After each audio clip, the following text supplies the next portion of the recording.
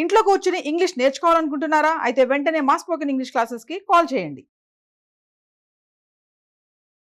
Hello నమస్తే welcome to Suman TV. ప్రస్తుతం మనతో పాటు జీటీఏ ఫౌండర్ అండ్ చైర్మన్ అయిన విశ్వేశ్వరరెడ్డి గారు ఉన్నారు. వీరితో మనం కొన్ని విషయాన్ని ఈరోజు డిస్కస్ చేద్దాం.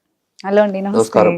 ఇప్పుడు 2025 to 26 మనకి H1B వీసా రిజిస్ట్రేషన్స్ అనేవి స్టార్ట్ అవబోతున్నాయి కదా. సో దీంట్లో ఎలాంటి చేంజెస్ అన్నా ఉండబోతున్నాయా? అంటే టిపికల్గా ఎవ్రీ ఇయర్ ఫిజికల్ ఇయర్ అంటారు వాళ్ళకి. ఇమిగ్రేషన్ ఫిజికల్ ఇయర్ అనేది మాకు అక్టోబర్ నుంచి మొదలవుతుంది. ఓకే, అక్టోబర్ 2025 టు మళ్ళీ సెప్టెంబర్ 30th 2026 వరకు ఉంటుంది.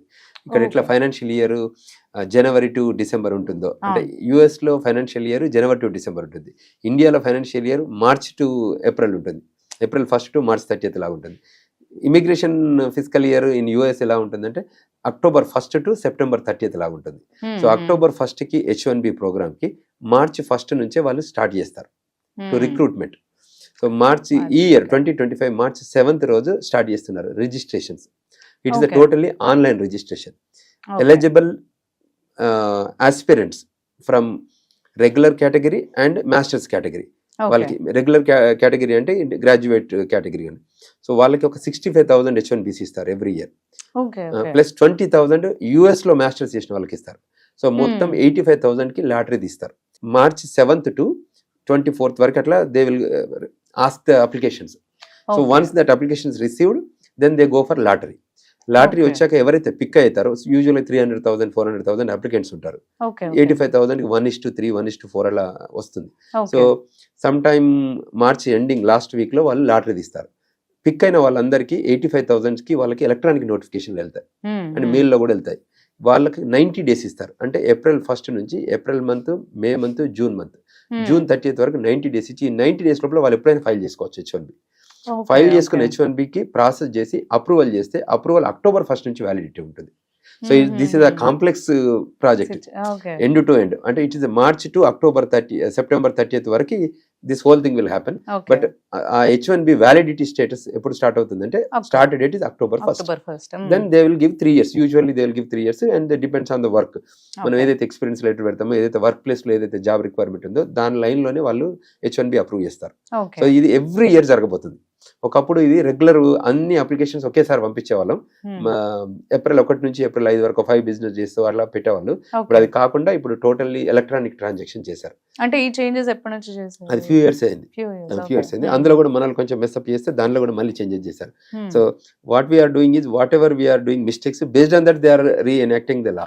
ఓకే, ఆ మిస్టేక్స్ ని రెక్టిఫై చేసి గ్యాప్స్ ఎక్కడెక్కడ ఉంటాయో అక్కడక్కడ మనల్ని ఐడెంటిఫై లూప్ చేస్తే మళ్ళీ వాళ్ళు ఫిక్స్ చేస్తారు. సో ఇది స్టూడెంట్స్ కి కానీ లేదంటే ఎవరికైనా ఇప్పుడు వీసాస్ లేదంటే సిటిజన్షిప్ కానీ గ్రీన్ కార్డ్ హోల్డర్స్ కి కానీ ఏమైనా ఉపయోగకరంగా ఉంటుందంటారు ఈ ఇయర్ మనకి? అంటే టిపికల్ గా దిస్ ఇస్ నాన్ ఇమిగ్రెంట్ కదా. ఇమిగ్రెంట్ సైడ్ ఏదైతే EB2 EB3 కేటగిరీలో ఉన్నారో వాళ్ళందరికీ ఎవ్రీ ఇయర్ వర్క్ లో అంటే వర్క్ రిలేటెడ్ గ్రీన్ కార్డ్స్ ఉంటాయి. అవి ఒక 144,000 అలా ఉంటాయి. అవి ఎవ్రీ ఇయర్ ఇస్తారు. అది హోల్ గ్లోబ్ కి ఇస్తారు. అందులో per country cap is around 7% per కంట్రీకి ఇస్తారు గ్రీన్ కార్డ్స్.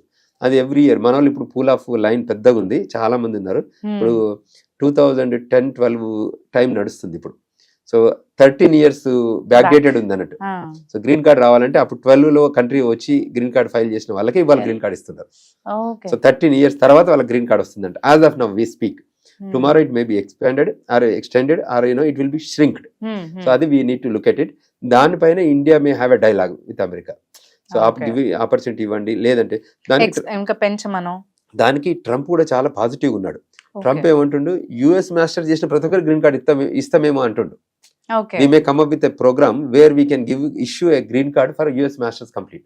అంటే బికాస్ స్కిల్డ్ పీపుల్ కదా, మా దగ్గర US మాస్టర్స్ చేస్తున్నారు కదా, చదువుకుంటారు కదా, నాలెడ్జ్ ఉండి బాగా ఎగ్జాంపులరీ ఉంటే ఒక మంచి మార్క్ అంటే గ్రేడింగ్ ఇచ్చేసి వాళ్ళకు కూడా గ్రీన్ కార్డ్ ఇవ్వచ్చు. అంటే there is no hard and fast rules that they cannot give in a green card.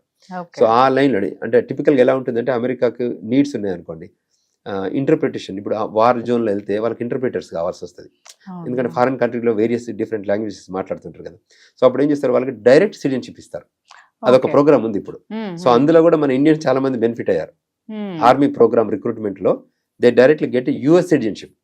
H1లు F1లు గ్రీన్ ఏం కార్డు ఉండదు. సంబంధం లేకుండా డైరెక్ట్ సిటిజన్షిప్ అది ఆర్మీ రిక్రూట్మెంట్ లో మనం ఎలిజిబుల్ అయ్యి మనం if we are fit in to their regulations ఉంటే they will get American citizenship. So ఇప్పుడు కొత్తగా H1B రిజిస్టర్ చేసుకోవాలి అనుకునే వాళ్ళకి ఏమేమి టేక్ కేర్ చేయాలి అంటారు? టిపికల్ గా వాళ్ళకి వాళ్ళ ఎంప్లాయర్ ఉంటుండ్రు, ఇండివిజువల్ కెనాట్ రిజిస్టర్ ఇప్పుడు. సో ఎంప్లాయర్ రిజిస్టర్ చేస్తారు. So if there is a job, ఎంప్లాయర్లు కూడా వాళ్ళు if there is a requirement job ఉందనుకోండి, క్లయింట్ లొకేషన్ లో పొజిషన్ ఉంటే ఆర్ ఇన్ హౌస్ ప్రాజెక్ట్ ఏదైనా ఉంటే they can register it. Okay. ఇప్పుడు మనకు we have an immigration law office కాబట్టి we deal with those cases కాబట్టి we know about that. So అందులో రిక్వైర్మెంట్ బేస్డ్ మీద మనం రిజిస్టర్ చేయాలి. ఊరికే టైం పాస్ జాబ్ లేకపోయినా రిజిస్టర్ చేస్తే they will be in trouble the companies. So that they have to take care of it. So ఏమైనా questions ఉంటే అంటే కేస్ స్పెసిఫిక్ క్వశ్చన్స్ ఉంటే we can address them. But generic గా it is a regular thing, it's not a new thing చేయడము. Any beneficiary and usually they petitioner అంటారు, employer ను petitioner అంటారు, beneficiary అంటే రిక్వైర్ H1B గైని. సో ఈ beneficiary and petitioner మధ్య ఉన్న రిలేషన్స్ తోని petitioner has more say in immigration law. So ఈ చేంజెస్ ఉన్నవి మళ్ళీ ఎప్పుడు లైక్ ఎంత వరకు సస్టైన్ ఉండొచ్చు అంటారు? లైక్ మళ్ళీ ఏమైనా చేంజెస్ ఉండబోతాయి అంటారా? Immigration law is a dynamic law.